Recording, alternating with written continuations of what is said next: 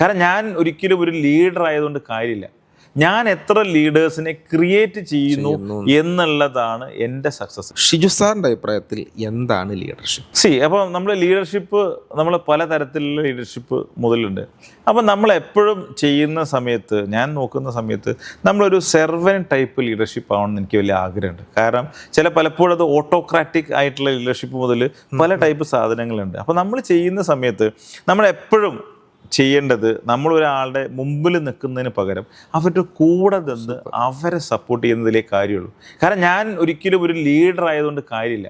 ഞാൻ എത്ര ലീഡേഴ്സിനെ ക്രിയേറ്റ് ചെയ്യുന്നു എന്നുള്ളതാണ് എൻ്റെ സക്സസ്. ഞാൻ എത്ര പേരെ ഹെൽപ്പ് ചെയ്തു, ഞാൻ ഹെൽപ്പ് ചെയ്ത അവർ ലീഡറായിട്ട് അവർ ലീഡർഷിപ്പ് എടുത്തുകൊണ്ട് അവരെ സൊസൈറ്റിയിൽ, അവരെ കമ്മ്യൂണിറ്റിയിൽ എത്ര പേരെ ഹെൽപ്പ് ചെയ്യൂ എന്നുള്ളതാണ് എൻ്റെ ജീവിതത്തിൽ ഞാൻ കാണുന്ന ലീഡർഷിപ്പിൻ്റെ ഡെഫിനിഷൻ. കാരണം ഞാനൊരു ഗ്രൂപ്പിൻ്റെ ഒരു ഹെഡായിട്ട് ഒരു സ്ഥലത്ത് മുന്നിൽ കയറി നിന്നുകൊണ്ട് കാര്യമില്ല. കാരണം എത്രത്തോളം ആൾക്കാരെ ഞാൻ ഇതുപോലെ ലീഡേഴ്സായിട്ട് ക്രിയേറ്റ് ചെയ്തിട്ട് അവർ നാളെ എന്ത് ചെയ്യണം, എൻ്റെ കൂടെ ഒരു പക്ഷേ എൻ്റെ മുമ്പിൽ നിന്നുകൊണ്ട് നാളെ എന്നെക്കാട്ടും കൂടുതൽ ആൾക്കാരെ ലീഡ് ചെയ്യാൻ പറ്റണം എന്നുള്ളത് വളരെ എൻ്റെ ഒരു ആഗ്രഹമാണ്.